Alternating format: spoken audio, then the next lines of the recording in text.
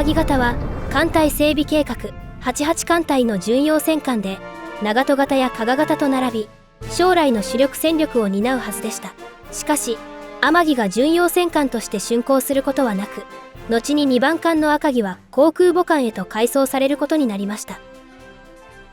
日露戦争を経て日本は地域大国としての地位を確立すると、国際社会においても存在感を強めていきました。こうした中、アメリカとの関係は徐々に緊張を含むものへと変化していきます。特に1907年、アメリカのグレートホワイトフリートが横浜を訪問した際、その海軍力は日本に強烈な印象を与えました。この艦隊訪問は単なる親善ではなく、米国が持つ海上戦力を誇示するもので、海軍関係者や政府にとって大きな衝撃となったのです。その後、アメリカではさらにイギリスとドイツの権艦競争に対抗する形で、大規模な海軍増強計画が打ち出されます。この計画が実現すれば、アメリカの海軍戦力は日本の2倍に達する見通しであり、日本にとって看過できない重大な脅威と受け止められました。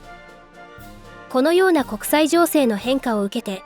脅威の認識は海軍だけにとどまらず、議会全体にも広がっていきます。こうして、日本独自の海軍力整備を進める必要性が強く意識されるようになり、84艦隊計画が立案されることとなりました。この計画は、当初は議会での審議中に衆議院が解散されたため、一度は中断を余儀なくされましたが、その後の再調整と再審議を経て、1917年7月20日、正式に成立することになります。84艦隊計画では、長門型戦艦と加賀型戦艦の建造に加え、新たに2隻の巡洋戦艦の建造が盛り込まれていました。この巡洋戦艦こそが、後に天城型として知られる艦になります。さらに、続く86艦隊計画でも、天城型巡洋戦艦の追加2隻の建造が決定され、これらが統合されることで、戦艦8隻と巡洋戦艦8隻を中心として保有する88艦隊構想へと発展していきました。88艦隊における巡洋戦艦の設計案は、1916年頃から検討が始まりました。初期の案は、長門型に近い関係でしたが、アメリカの巡洋戦艦レキシントン級の情報がもたらされると、その設計は次第に大型化していきます。特に、35ノットという高速性能が求められるようになり、機関部も大幅に拡大されました。例えば、計画案 B62D では排水量46,000トン、水船長288メートル、速力 35.25 ノットが想定されており、レキシントン級と同等の高速性能を目指していました。しかし、このクラスになると、民間造船所での建造は現実的ではなく、21万馬力もの機関出力が必要とされるなど、予算の超過も大きな問題となりました。その結果、天城では速力を30ノットに抑える代わりに、41センチ連装砲を5機搭載し、防御力は戦艦加賀よりわずかに劣る程度という、装甲種においてバランスの取れた設計に落ち着きました。全長は252メートル、常備排水量は41,217トンで、19機のボイラーを搭載していました。設計者の平賀譲も、これについて次のように述べています。巡洋戦艦と称せられるものといえども、防御力はわずかに、加賀より劣るにとどまり、長門より有力にして、すなわち事実、高速戦艦型に属す。天城型巡洋戦艦は平賀氏も好む設計であったとも考えられています。また、当初の設計案では煙突は2本で、一番煙突は艦橋のすぐ後ろに配置されました。この配置は長門型と同様です。長門は長らく肺炎に悩まされてしまいましたが、天城では肺炎の逆流を防ぐため煙突をわずかに傾けており、設計の改正が行われています。しかし、近年の研究では広く知られるこの姿は天城の原案であり、最終的には煙突を前後に湾曲させ、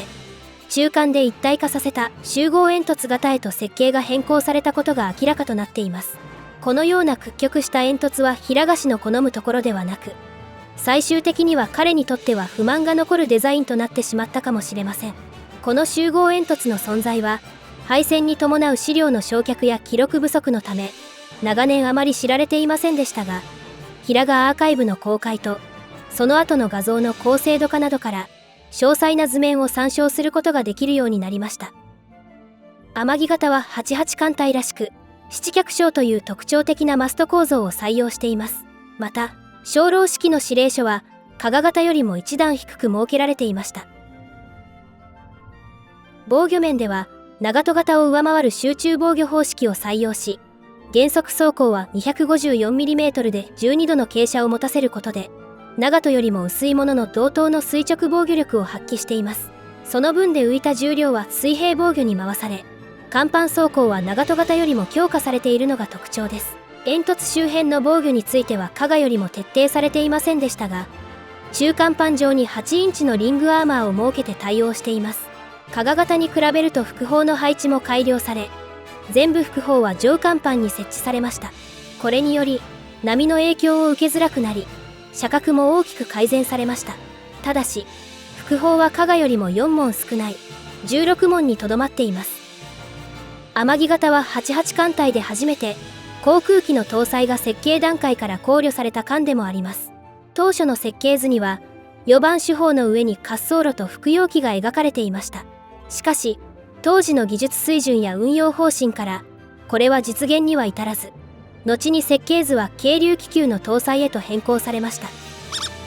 巡洋戦艦天城は混合型を代替するために、4隻が建造される予定でした。1920年12月6日、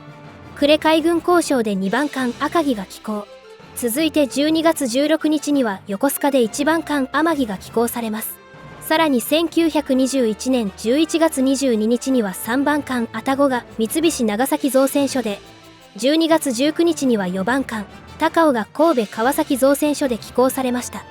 しかし、民間造船所での建造は非常にタイトなスケジュールで、当時としては異例の2年で完成させることが求められました。かねてからの物価の高騰や大戦景気の終結、さらに資材不足も深刻化し、建造は難航します。海軍と三菱側で何度も協議が重ねられ、ようやく建造のめどが立ち始めた矢先のことでした。1922年2月5日、ワシントン海軍軍縮条約の締結が決定的となり、88艦隊の主力艦建造は中止されることになります。これにより、天城型は巡洋戦艦としての竣工が断念され、天城と赤城の2隻は、27000トン級の航空母艦として改装される方針が固まります。一方、愛宕と高尾については、同年10月1日に建造中止命令が正式に下され、解体が決定されました。なお、これら2隻の艦名は、後に重巡洋艦、高尾型として継承されていきます。高尾型重巡は、小型の巡洋戦艦のような性格を持つ艦として期待されており、そのコンセプトをある程度受け継ぐ形となりました。しかし、さらに予期せぬ事態が発生します。1923年9月1日、関東大震災が発生。改装が進められていた天城は大破し、修理不能と判断されてしまいます。この結果、空母への改装計画は加賀に変更され、加賀は廃艦を免れました。残された2番艦赤城は損傷を免れ、世界的にも珍しい3段式の空母として、1927年3月25日に書類上の改装が完了します。その後、赤城は帝国海軍の機動部隊の象徴として、大艦巨砲主義と対をなす形で、その地位を築いていきます。そして、赤城はミッドウェー海戦で失われるまで、その名を轟かせることになったのです。最後までご視聴いただきまして誠にありがとうございました。皆様にお知らせがございます。ついに制作期間1年を終えまして、宮豆さんの帝国立体の書籍が、来月8月8日に発売することが決まりました。ありがとうございます。まだね、Amazon ではね、何も表示されていないんですけれども、はい、表紙はね、こんな感じになっています。はい。ということでですね、この動画では、色構成がね、届きましたので、そちらをね、一部内容をですね、ご覧いただければなと思います。それではどうぞ。皆様、それでですね、宮前さん帝国立体の書籍のね、色構成をね、やっていきたいと思います。ちょっとおまんじゅう溶けますね。おまんじゅう溶けます。これがですね、表紙ですね。表紙見せます。表紙こんな感じ。戦艦3隻がね、あるかと思いきや、開くとね、戦艦12隻の表紙になっています。で、ここに、50万トン戦艦がね、隠れてます。はい。これが表紙ね。で今回はですね、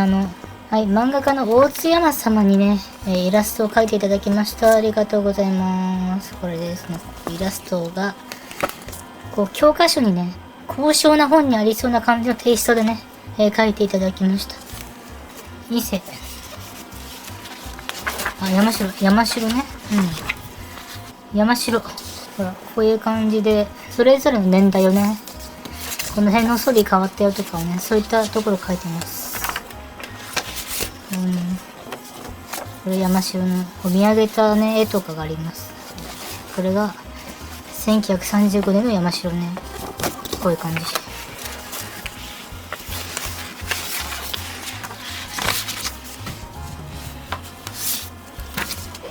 まだね、製本されてませんのでね、バラバラなんです。ちょっと見づらいかもしれませんけど。はい。これ全部のね、年代をね、作りましたんでね。はい。これが、ヒューガね、こういうところも。これヒューガのね、伝統とかの形状もね、調べてね、こうやって載せてます。これ今後ね。ヤマト見せるか、ヤマトな。はい。ヤマトのページ、これだな。こういう感じで、ヤマトのページもあります。そうそう。これはね、今回ね、一番入れたかったね、ところなんですけど、もう何がとはね、言わせないんですよね。これが、あれが、戦艦ヤマトだ。日本の男の船だ。忘れないように、よーく見ておけっていうね、セリフね。これはね、私の口からね、語るのはね、ちょっとおこがましいというか、皆さんだったら分かってね、いただけるんじゃないかなとね、いうふうに思います。で、これイラストも全部ね、私がCG を使いながら描きましたんでね、実際にこの、波とかもね、描きましたんで、本当にね、1年くらいの制作時間がね、かかりました。だから動画をね、半分お休みしながら、作り上げたというね、この1年くらいのね、私の努力の結晶になっていますので、はい。で、お値段もね、そんなに高くない設定にしました。なぜかというと、これ全部ね、文章も自分で書いたんで、文章も全部自分で書いたんだよね。多分そんなに人件費がね、かかんなかったからかなとね、はい、思いますけど。お値段もね、お求めやすい金額になってるかと思います。現在は色構成というね、最終段階の作業でね、動画越しですので、どうね、見えるかわかりませんけれども、今回ね、全ページフルカラーで、発色も想像以上に綺麗に仕上がっているかと思います。所有感もしっかり感じられるように、徹底的にこだわり抜いた構成になっております。で、さらに QR コードで缶の変遷用の CG 動画も視聴可能になっていますので、本でもね、動画でもね、楽しめる内容になったんじゃないかなというふうに思います。Amazon などでね、予約することができますので、ご予約のご検討をよろしくお願いいたします。発売日は8月8日なんですけれどもね、88艦隊の缶は、ほぼ出ませんのでね、そこはちょっと心残りかもしれませんけども、ヤマトのね、新水日ですので、はい、そこはね、そういうことでね、お願いできればと思います。はい、そんな感じで一緒にね、作業が長引いてしまいましたけれども、8月くらいからかな、動画の方にはね、正式に完全にね、復活できるようになるかと思いますんで、完全復帰までにはね、もう少々お待ちいただければと思います。はい、そんな感じでしょうかね。それでは皆様、最後までご視聴いただきまして、誠にありがとうございました。こういった分野に興味がございます方は、我がチャンネルの登録もよろしくお願いいたします。それでは皆様、次の動画でお会いいたしましょう。さよなら、バイバーイ。